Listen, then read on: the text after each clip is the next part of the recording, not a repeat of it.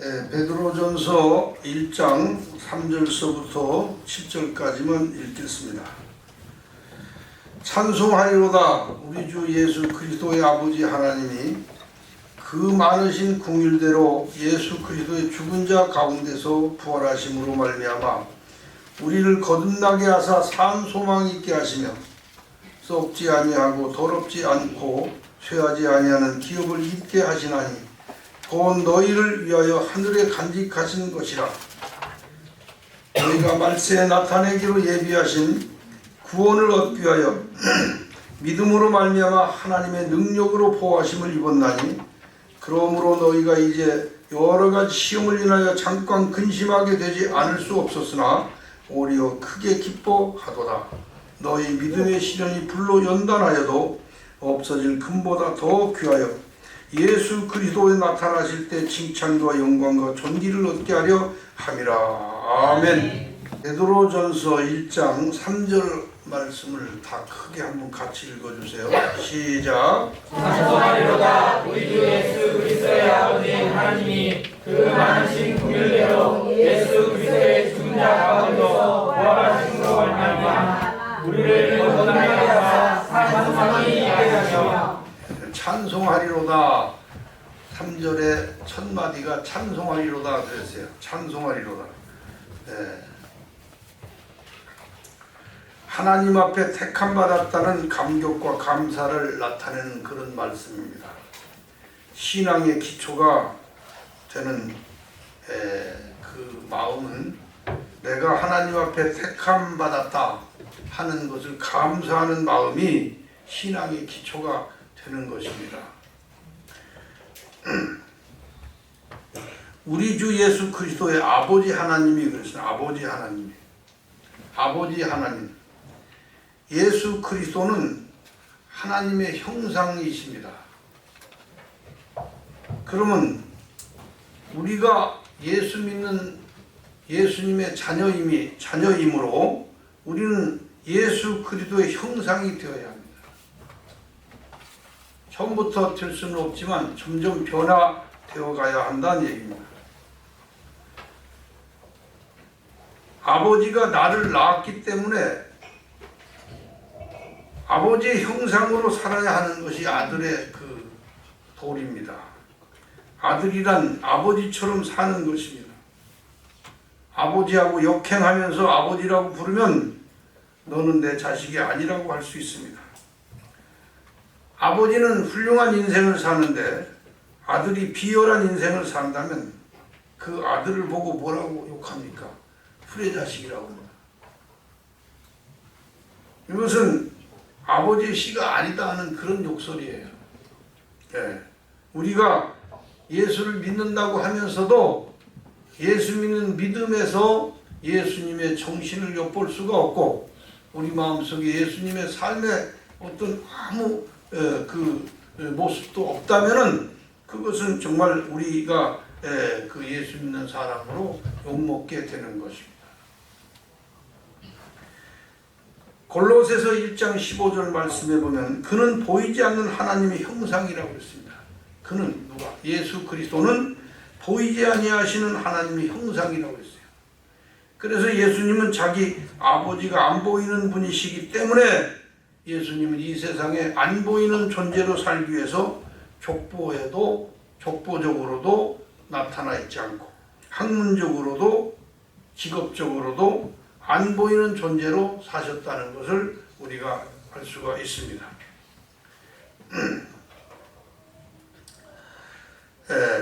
그리고 그 많으신 긍휼대로 그랬습니다. 그 많으신 긍휼대로. 긍휼이라는 말은 그 사전에 보면 불쌍히 여겨 동정하는 것이라는 문자의 뜻인데 그러나 성경으로는 무조건적 은혜를 긍휼이라고 합니다. 예수 그리스도의 고난에 동참하는 변화된 능력도 긍휼이라고 합니다. 그리고 또 내가 죽고 그리스도께서 내 안에 사시는 것을 긍휼이라고 합니다. 긍휼을 입은 자라고 합니다. 그 하나님 아버지의 많으신 긍휼대로 예수 그리스도의 죽은 자 가운데서 부활하심으로 말미암아 우리를 거듭나게 하사 산소망이 있게 하셨다. 부활하심으로. 오늘날 기독교인들이 부활이라고 하면은 무덤에서 살아나는 기적 이런 걸 부활이라고 알고 있고 그렇게 배우고 있고 부활은 다 그렇게 생각하고 있습니다. 그러나 요한계시록 20장 5절에 보면 첫째 부활이 나옵니다. 첫째 부활이 단순하게 그렇게 무덤에서 살아나오는 그걸 부활이라고 한다면 첫째 부활, 둘째 부활 뭐 이런 게 있을 수가 없죠.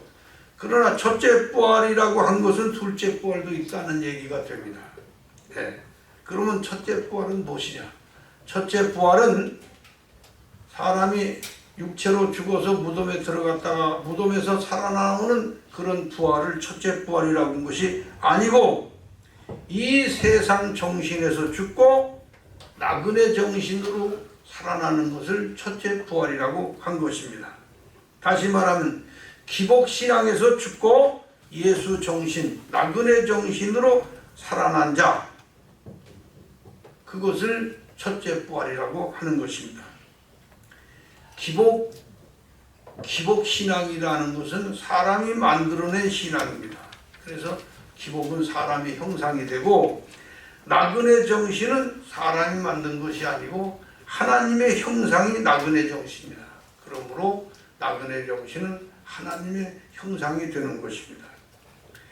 빌립보서 3장 10절에 보면 내가 그리스도와 그 부활의 권능과 그 고난의 참여함을 인하여 그의 죽으심을 본받아 어찌하든지 그 죽은 자 가운데서 부활에 이르려 하노니. 그의 죽으심을 본받아 그랬습니다. 그의 죽으심을 본받아. 예수님이 어떻게 죽었습니까? 십자가에 죽었다. 그러니까 나도 십자가의 죽으심을 본받아 십자가에 달려 죽어야겠다.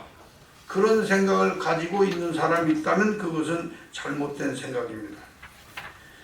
이 말씀은 십자가에 달려 돌아가신 것을 말하는 것이 아니고 예수님께서 유대인들의 기복사상, 유대인들의 율법사상에서 자기 자신을 죽이고 나그네 정신으로 사셨다는 것을 말씀한 것입니다. 예수님께서 십자가에 죽으셨던 것은 죽기 위해 사셨던 그분의 생애를 결말 짓는 것을 나타낸 것이지 예수님의 십자가라 함은 단순히 십자가의 죽음만을 뜻하는 것이 아니라는 것입니다. 예수님의 생애를 전체적으로 나타내는 말씀이 십자가의 죽음인 것이지 예수님은 태어나면서부터 십자가의 고난에 휘말렸던 것은 성경을 보면 이해가 할 수가 있습니다. 그래서 로마서 6장 5절에 만일 우리가 그의 죽으심을 본받아 연합한 자가 되었으면 또한 그의 부활을 본받아 연합한 자가 되리라 그랬습니다. 예수님과 연합한 자가 된다는 것은 무슨 뜻인가? 우리가 예수님처럼 십자가에 죽는다면 우리도 예수님처럼 부활한다 그런 말인가? 우리가 한번 생각해 볼 수가 있습니다. 우리가 십자가에서 죽는다 해도 우리는 예수님처럼 부활할 수가 없어요. 왜 그런가? 예수님은 육체로 부활하셨기 때문입니다. 우리는 육체로는 다시 부활할 수가 없습니다. 우리는 육체로 부활하는 것이 아니고 정신으로 부활하는 것을 우리가 부활이라고 하는 것입니다. 지금까지 예수 믿는 어떤 사람도 예수님과 연합된 사람이 되었다 해도 육체로 부활한 사람은 한 사람도 없습니다. 그렇다면 연합한 사람이 되리라 한 말은 예수님처럼 육체로 무덤에서 살아나리라 그런 말이 아니고 나도 예수님처럼 기복에서 죽고 나그네 정신으로 살아난 것을 연합한 자가 되리라고 말씀하신 것입니다. 여러분, 육체는 살아있을 때 감각이 있지 죽으면 감각이 없습니다. 그래서 사람이 죽으면 그 화장을 합니다. 감각이 있다면 그 어떻게 화장을 합니까? 어떻게 감각이 있다면 불에 태워 사람의 육체를 가루로 만들 수 있냐 그 말입니다. 가루로 만들든 뭐 어떻게 하든 부시든 육체의 감각은 끝난 것입니다. 죽음으로 인해서.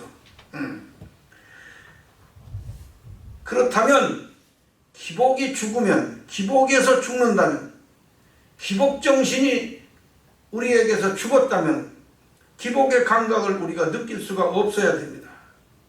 세상에 대한 감각이나 세상에 대한 모든 것은 무감각해야 됩니다.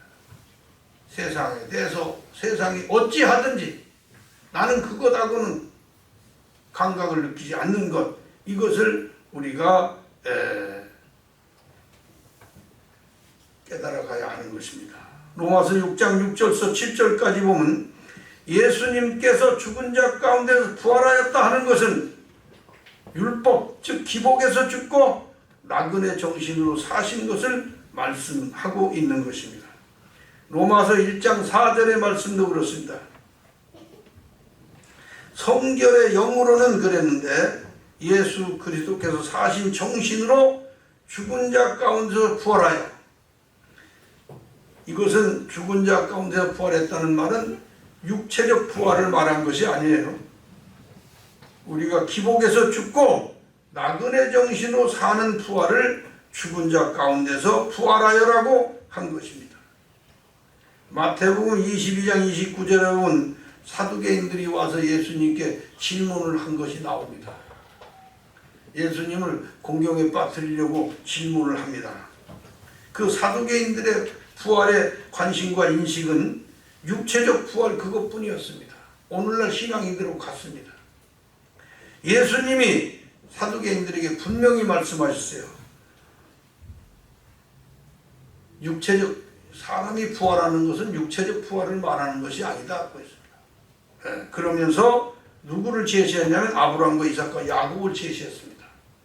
아브라함과 이삭과 야곱이 산자, 곧 부활한 자라고 그렇게 가르치셨습니다. 아브라함과 이삭과 야곱이 죽었다가 살아난 적이 없습니다. 그들은 기복정신에서 나그네 정신으로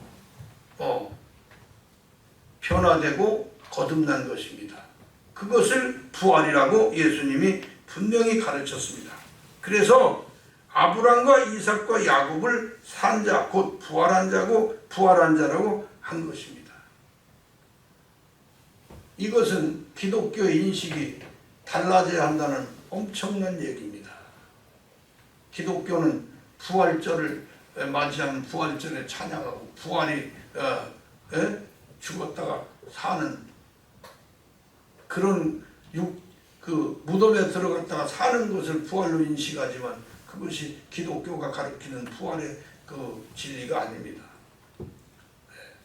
이 세상만 바라고 살던 사람이 그것 끊고 하늘나라의 약속을 가지고 거기에 대한 소망을 가지고 사는 것을 부활한 사람이라고 합니다. 부활의 정신이다.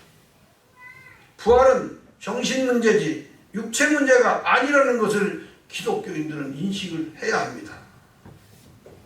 이것을 분명히 해야 합니다.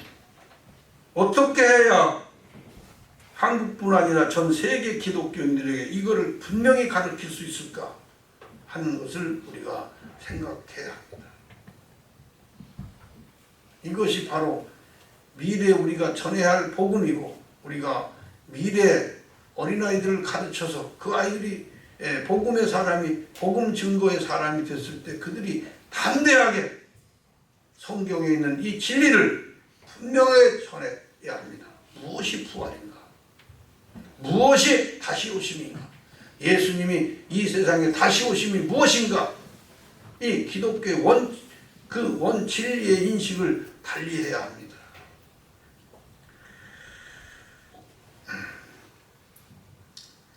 베드로전서 1장 3절 말씀 중에 우리를 거듭나게 거듭나게 하셨다는 말은 무엇을 거듭나게 했다는 말이냐 하면은 우리를 부활하게 하사 그 말입니다. 우리가 죽었던 정신을 살아나게 하사 우리의 죽었던 정신을 부활하게 하사 그 말입니다. 예, 거듭났다고 하는 건 부활됐다는 얘기입니다. 예. 이 얼마나 큰 차이입니까? 육체가 무덤 속에서 살아나는 것을 부활이라고만 알고 있던 이 신앙인들에게 그것이 부활이, 예수님이 가르친 부활이 그게 아니다. 그게 절대 아니다. 이것이 선포되어야 됩니다.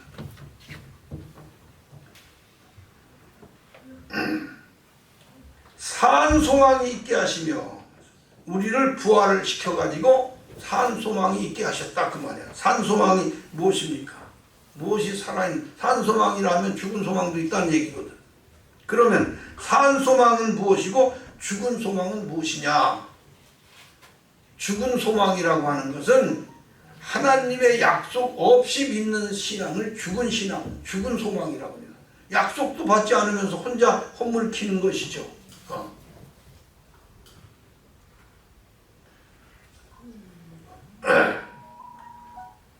아무리 자기 마음에 드는 그 여인이나 자기 마음에 드는 남자나 이렇게 있다 하더라도 서로 사랑이 결혼을 이루는 것이지 짝사랑 백날 해봤자 아무 소용도 없어요. 이와 같이 죽은 소망이라고 하는 것은 짝사랑과 같은 거 혼자서 헛물게 하는 것입니다. 약속도 없이 예수 믿는 사람. 그러나 산 소망은 무엇이냐? 약속을 받은 소망을 가진 것. 약속을 받은 소망이 있는 것을 산 소망이라. 하나님의 약속을 받은 자는 그 약속 속에서 사는 한 산 소망을 가진 것입니다. 그러나 약속을 지켜야 산 소망이지 약속을 받았다 해도 그 약속을 지키지 아니하면 그것은 바로 죽은 소망입니다. 야고보서 2장 17절에 행함이 없는 믿음은 죽은 것이다 이렇게 말씀하신 이유는 지키지 않는 약속은 죽은 약속이다, 죽은 소망이다 그런 말씀과 똑같습니다.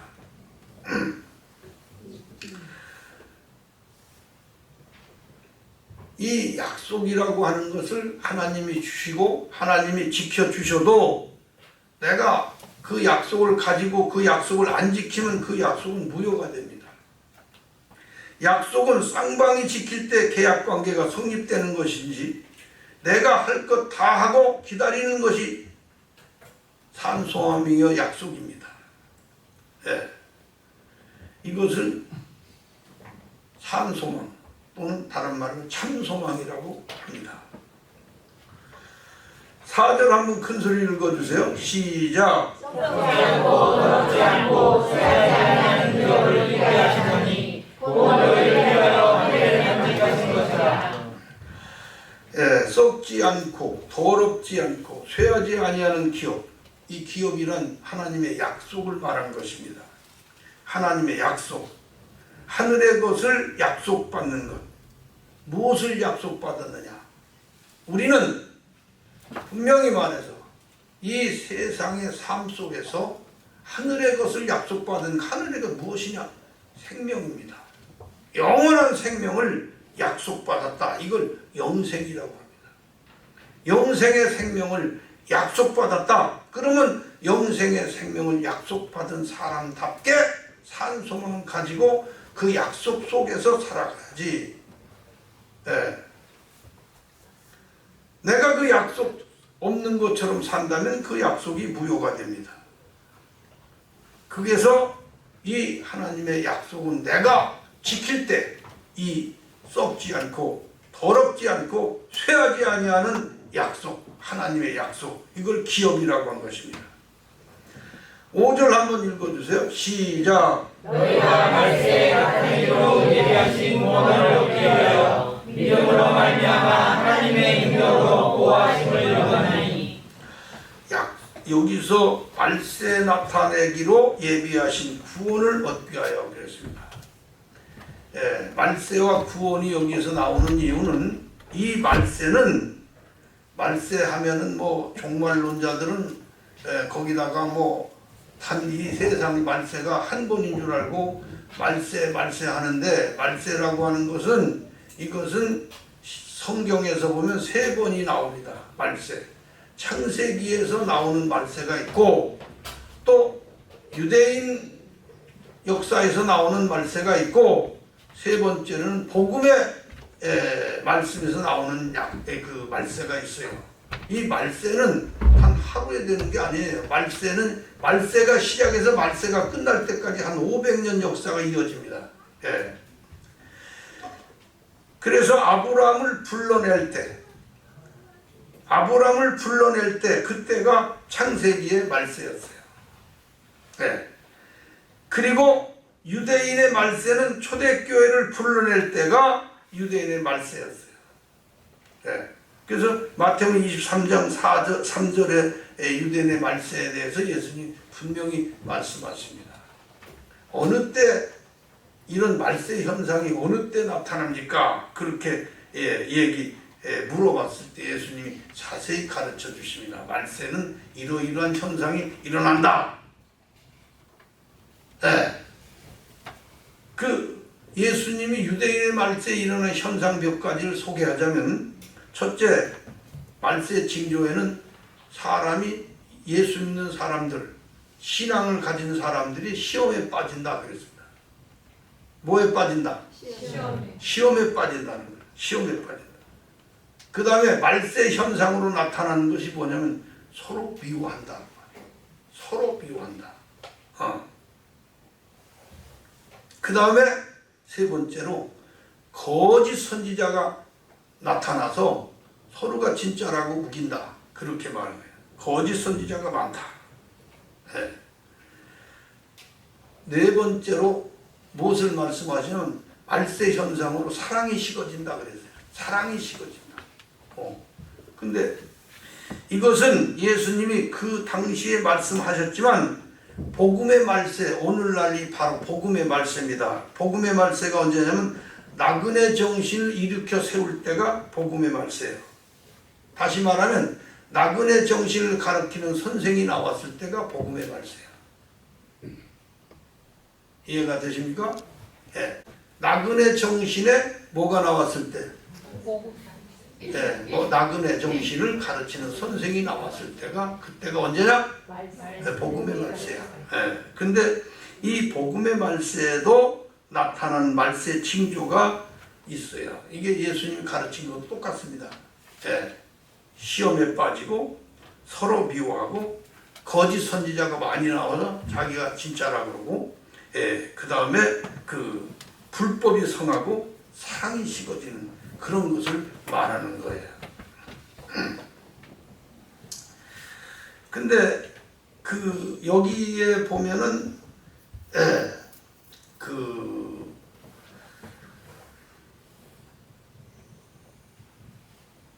말세 나타내기로 예비하신 구원을 얻기 위하여. 이제 성경에서 구원이 다 되는 게 아니라고 얘기했어요. 구원받은 자는 선택하는 것입니다. 이제 내가 어떻게 살 것인가? 내가 애국으로 돌아갈 것이냐? 아니면 어떤 고난을 극복하면서 어떤 고난이 와도 힘들어도 가나안 땅을 향해서 묵묵히 갈 것이냐는 결단의 시기가 그게 훈련의 시기예요. 유대인들은 무엇을 선택했느냐? 다시 돌아가겠다는 걸 선택했어요. 그들은. 다시 돌아가겠다는, 어디로? 애국으로 돌아가겠다는 겁니다. 이게 유대인의 선택이에요. 그들이 선택한 것에 대한 그 징벌을 하나님께서는 모세 때문에 참으셨다가 언젠가는 그건 그들이 행한 대로 갚아준다고 했습니다. 유예만 시켰다가. 이와 같이 우리가 구원받았다고, 나 구원받았네, 너 구원받았네, 우리 예수 믿고 구원받았네, 구원이 되는 거 아니에요. 구원받은 사람이 내가 선택해서 어떻게 선택을 그냥 내가 이제는 예수님만 선택하고 생명을 선택했다면 내 몸을 이제는 그 생명의 물에 던져야 된다, 그런 얘기입니다. 여러분 에스겔서를 지금 이제 공부하고 있는데 에스겔서 37장에 보면은 무엇이 나오냐면 처음에는 생수가 위서부터 흘러내리는데 발목에 차더니 무릎까지 차더니 그 다음에 생수가 허리까지 차더니 그 다음에 네 번째 1천척을 청량했을 때 네 번째는 이 물이 얼마나 많은지 사람이 능히 건널 수가 없는 물이 돼. 걸어서는 못 건너. 헤엄쳐야만 건너는 물이 돼. 그냥 걸어서 헤엄칠 줄 모르는 사람은 거기서 다 익사해서 죽고 마는 그런 물이 생수의 물이 흘러내린다고 기록되어 있습니다. 그러면 어떻게 하느냐? 헤엄쳐서 가야 되는 물이 되는 거예요. 그러면 헤엄은 어떻게 그냥 치냐? 물이 많았을 때, 물이 작을 때는 그냥 땅 짚고 헤엄치기가 가능하지만 물이 키를 넘어섰을 때는 도저히 땅 짚고는 못 걸어가요. 그럼 어떻게 하느냐? 몸을 물에다가 던져야 됩니다. 던지고 그 다음에 온몸을 움직여 손발을 움직여서 수영을 해야 살아난다는 얘기예요. 이것이 신앙입니다. 그래서 처음에 구원받았지만 그 다음에 하나님 나라의 길, 영생의 길은 자기 몸을 던지는 것입니다. 물에다가 완전히 자기를 던져서 그 다음에 자기가 수영을 해가야, 헤엄쳐 가야 된다. 그건 에스겔서에 나오는 말씀이에요.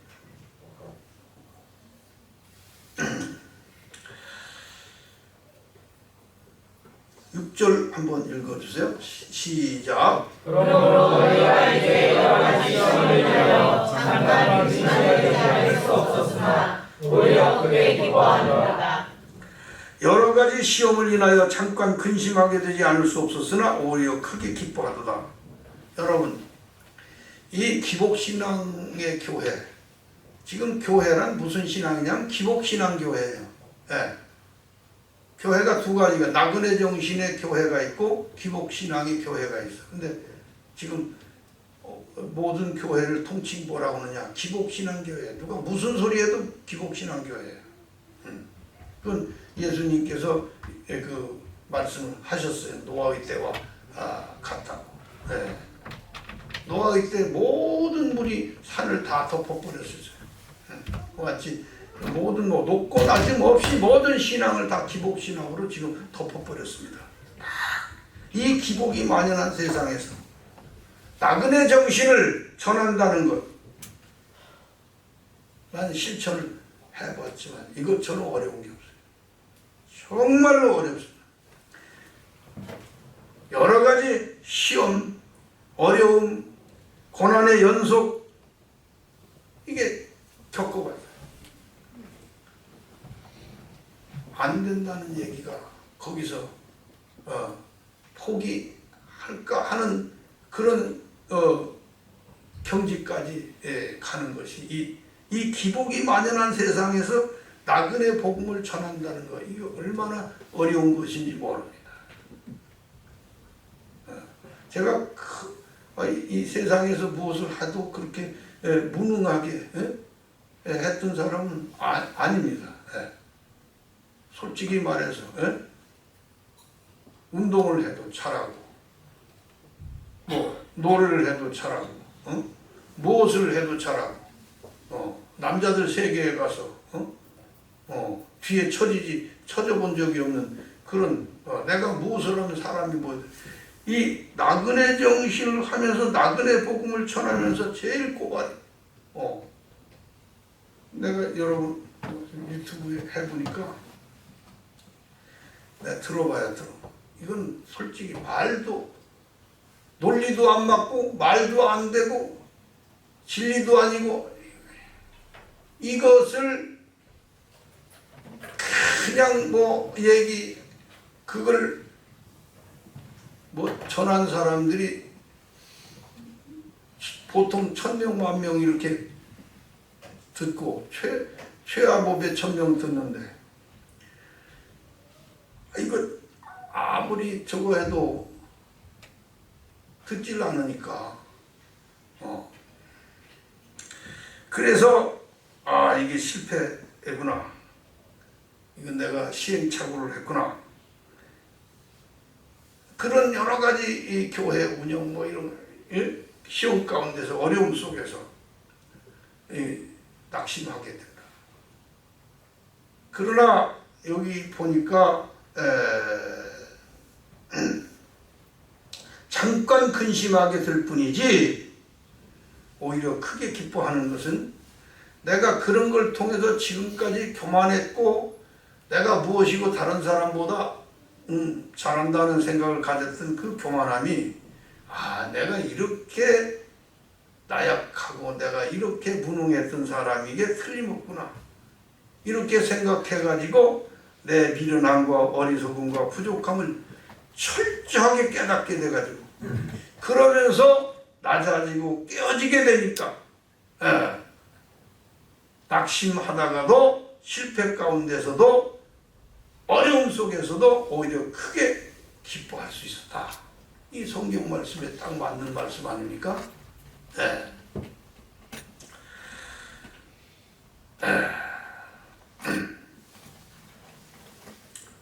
이 발세 현장에 사랑이 식어진다고 그랬어요. 그래도 그렇지 않아도 우리 교우들이 목사님하고 목사님을 존중하고 사랑하고 따르고 할 때가 있는데 지금은 사랑이 식어졌어. 냉정해. 내가 느껴 그걸. 저놈이 사랑이 다 식어졌구나. 사랑이 다 빠졌구나. 이제 무관심뿐이구나. 이걸 느낀다니까. 교인들도 아직 뭐 다 그런 건 아니겠지만 옛날 같은 그렇지 않은데 그걸 많이 느낍니다. 7절 읽어주세요. 시작. 너희 믿음의 시선이 올라간다며 없어진 것보다 더 귀하여 예수 그리스도에 나타나실 때 칭찬과 영광과 존귀를 얻게 하려 하노라. 믿음이라고 하는 것은 시련을 통해서 강화됩니다. 믿음은 시련 없이 되는 게 아니에요. 믿음의 시련이라는 얘기는 무엇을 말하는 거 아니? 재련을 통해서만 순금이 나올 수 있어. 재련을 통하지 않은 금은 그건 순금이 아닙니다.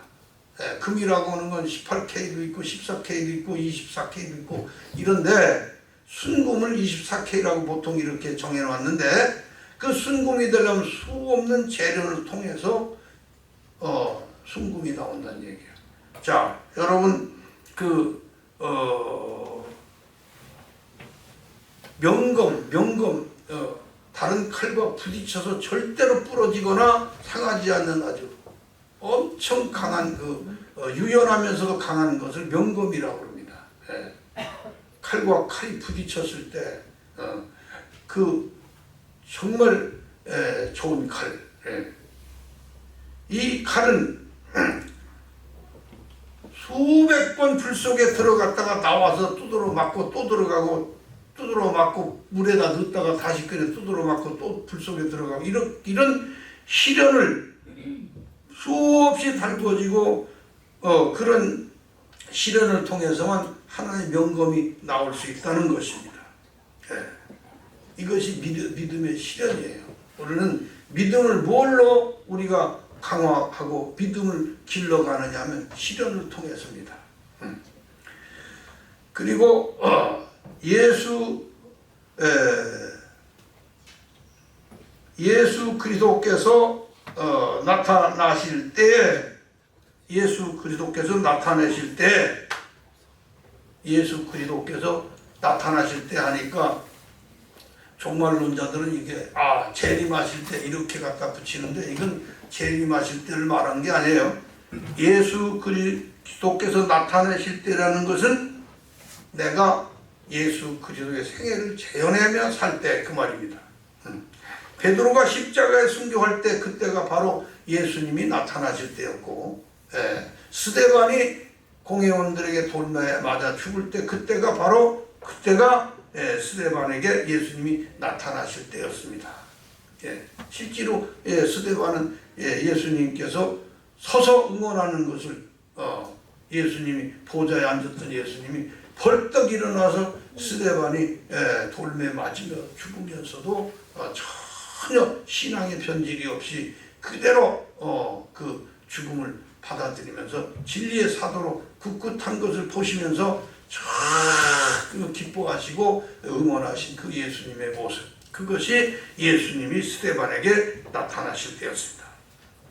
그렇다면 내가 그리스도의 생애를 재현할 때 예수 그리스도에 나타나실 때가 되는 것입니다. 그래서 내가 예수님에게 칭찬과 영광과 존귀를 얻게 된다, 그런 얘기. 마태복음 24장 45절서 46절까지 보면 충성되고 지혜 있는 종이 되어 사람들을 맡아서 가르칠 때 때를 따라 양식을 나눠줄 자가 누구냐. 그러니까 충성되고 지혜 있는 종은 때에 따라서 양식을 나눠줘야지 아무 때나 아무거나 주는 게 아니다. 그 사람은 주인이 올 때 복이 있으리로다. 주인이 모든 소유를 그에게 맡긴다, 그랬습니다.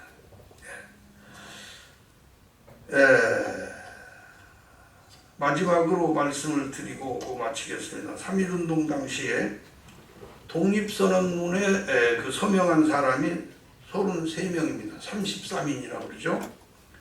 근데 실제로는 33인이 아니라 70명이었다고 합니다. 70명. 그런데 함태영 목사님이 지도자였는데 한꺼번에 다 70명이 얼마 안 되는 지도자를 한꺼번에 확 가서 70명이 다 죽어버리면 그 다음 누가 일하느냐.